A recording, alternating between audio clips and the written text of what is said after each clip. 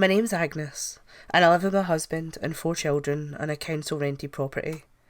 I'm a full-time carer for my eldest daughter Elsa, who is finally diagnosed with spinal muscular atrophy, cortical dysplasia, scoliosis and autism, and that's not everything, at the age of 8. She's the only person known with her combination of disabilities. She's unique. There's no one in the world like Elsa. So I need to stay home, due to the complexity of Elsa's needs. I can be called up to the school at a moment's notice to help manage her, whether that is to get her changed, or help calm her down, or take her places with the school, as they don't have suitable transport to support her. I don't have the luxury of getting my own job. My husband works a full-time job. We only have his income, disability benefits and universal credit. In the old days, families could manage with one parent working. Now the system seems designed to make living like this impossible. How on earth is a family like mine not able to survive on one wage?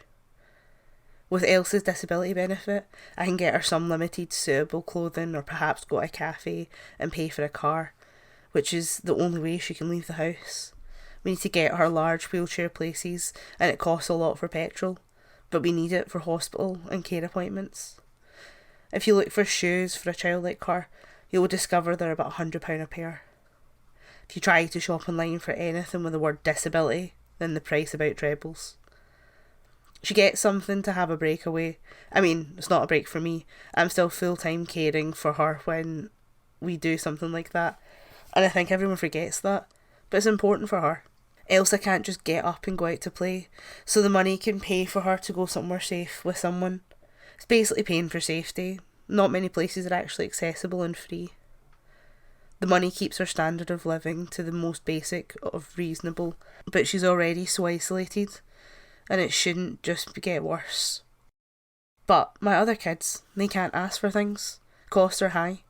They've grown up using food banks.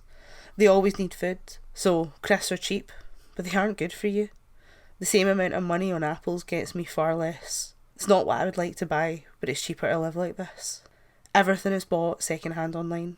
The only reason my kids get to go anywhere with their sister is because her car's paid for and means we can go somewhere as a family. They are tremendously impacted by poverty. If they want something, they simply can't have it. It's a battle to make sure my daughter's money isn't just used to manage the poverty. Last year, my husband was due a small bonus at the end of November. I knew my budget and I planned to manage Christmas with that bonus. But it all disappeared because without telling me, DWP took lots of money off our benefits and the December payments. I was left with 144 every 2 weeks. Our rent alone is 210 every 2 weeks. Even though I know how to manage my money, by the end of January we were in £1,000 debt, like council tax arrears, gas and electricity. And I had a phone call from the council's debt collection team, which scared me so much. I just promised to pay it back immediately.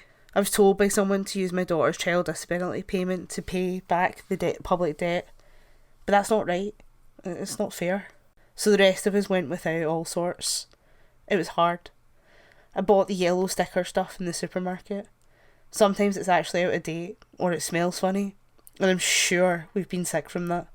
Now I'm prioritising the needs of the local authority over food and clothes for my other kids. Sometimes my husband's wage gets paid at different times to the DWP payments, and I live in fear now that they will be confused with any changes to our routine and just take money with no warning. He's now about to be made redundant, and I'm terrified. That money will affect everything. Telling my story to Aberlour is the only way I've been listened to. I want you to understand what's been done to us. Everything now just feels like it's plummeting. Since coming off the old system, there's no stability, and I don't feel safe. I'm worried for my children every day.